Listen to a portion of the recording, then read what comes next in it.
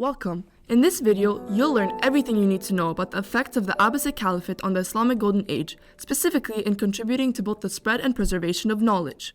Before we dive any deeper, let's get a basic understanding of what exactly the Abbasid Caliphate was. Preceded by the Umayyad Caliphate, the Abbasid Caliphate was an Islamic state ruled under a caliph. These Islamic states were meant to reflect Prophet Muhammad's unified Arabian Peninsula state. After his death in 632 CE, leadership had to be passed on to other leaders, leading to the development of subsequent caliphates. Under the rule of several caliphs over time, the Abbasid Caliphate expanded throughout Asia, Europe, and Africa. The most notable regions under control included the Middle East, Northern Africa, and modern-day Spain, Portugal, and Pakistan. Due to the empire's vast reach, the Abbasid bolstered the Islamic Golden Age. But what exactly was that? The Islamic Golden Age was thought to be the peak of Muslim advancement, with the flourishing of knowledge in many sectors of learning, including medicine, mathematics, and other sciences. Despite the Abbasids' far and wide jurisdiction, there were three hotspots in the empire.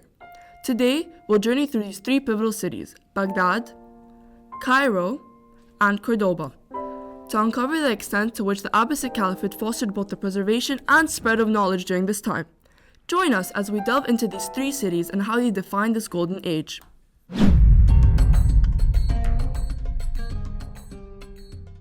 Baghdad, located in present-day Iraq, was the single most important city of the Abbasid Caliphate. Also known as the City of Peace, Baghdad was meticulously planned. Located along the banks of the Tigris River in order to have quick access to water, the city was meant to keep the state's power centralized with a grand mosque, while a combination of a river and constructed walls protected from attackers.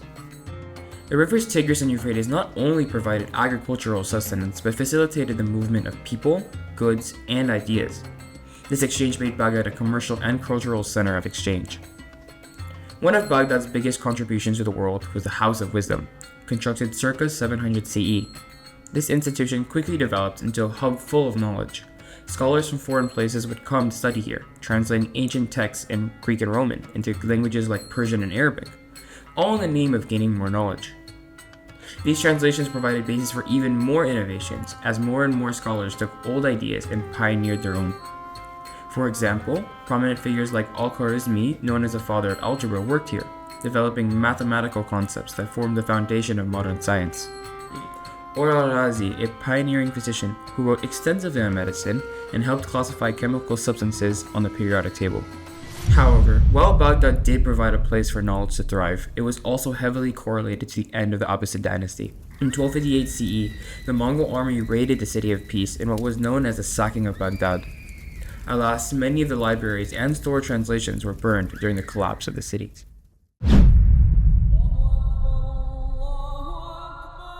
Al-Andalus, the region in Spain and the Iberian Peninsula, once under Umayyad rule, played a crucial role in the Islamic Golden Age. Although the Umayyads and the Abbasids were political rivals, this competition fostered a remarkable environment for intellectual growth. Despite their rivalry, the Umayyads and the Abbasids maintained diplomatic relations, allowing caravans, diplomatic missions, and religious pilgrimages to travel between Cordoba, Baghdad, and Mecca. This facilitated the exchange of ideas and knowledge, connecting the House of Wisdom in Baghdad with the scholars of Al-Andalus. The competition between the Umayyads and the Abbasids spurred a pursuit of intellectual excellence. In their quest to outshine each other, both dynasties invested heavily in scholarship, science, and the arts. This rivalry drove scholars in Al-Andalus to produce groundbreaking work in various fields, from medicine and astronomy to philosophy and architecture. Cordoba, the capital of Al-Andalus, became a renowned center of learning, boasting libraries and universities that rivaled those of Baghdad. Scholars in Cordoba translated and preserved classical texts and contributed original research as well, significantly enriching the intellectual heritage of the Islamic world. Despite not having direct control over Al-Andalus, the Abbasids influenced the region through their intellectual and cultural exchanges. The interconnectedness fostered by diplomatic missions, pilgrimages, and scholarly competition highlights that both Al-Andalus and the Abbasids remained integral in the diffusion and preservation of knowledge during the Islamic Golden Age. Assalamu alaikum. For one last time, we enter another famous hub of knowledge and intellectual growth, Cairo's House of Knowledge. Unlike the previous two, the House of Knowledge, also known as Dar al-Ilm, was not created by the Abbasids but rather the Fatimids, who broke off from the Abbasids in the year 909. With a direct connection to the Abbasids and the House of Wisdom severed, the Fatimids needed their own institutes of learning to compete with the rest of Dar al-Islam. Just like its predecessors, this palace of brilliance was a paragon of intellectualism, from its pillars of manuscriptures to its strategic location. The House of Knowledge facilitated connections between astronomers and scholars throughout the Islamic world. Despite it being founded by the Fatimid Caliphate as its own hub of knowledge, it shared a lot of similarities with Baghdad's House of Wisdom. For example, their methods of preservation were very similar to Baghdad, as they also translated foreign texts that were in Persian and Indian into Arabic.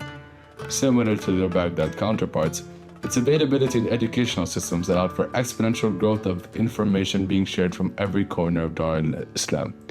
Dar al-Ilm supported scientific research and experimentation, which led to many advancements in astronomy, mathematics, and medicine.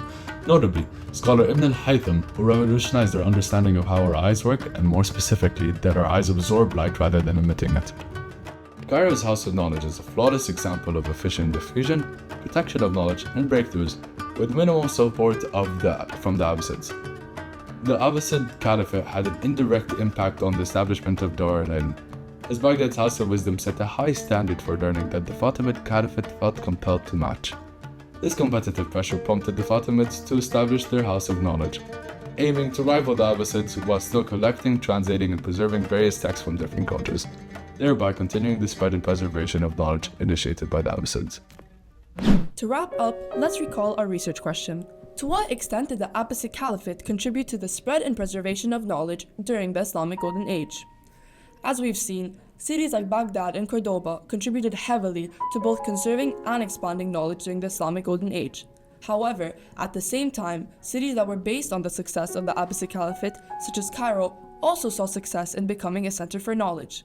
Despite its cities carrying a varying amount of influence on knowledge at this time, the Abbasid Caliphate undoubtedly had an integral role in the safeguarding and diffusion of knowledge at this time.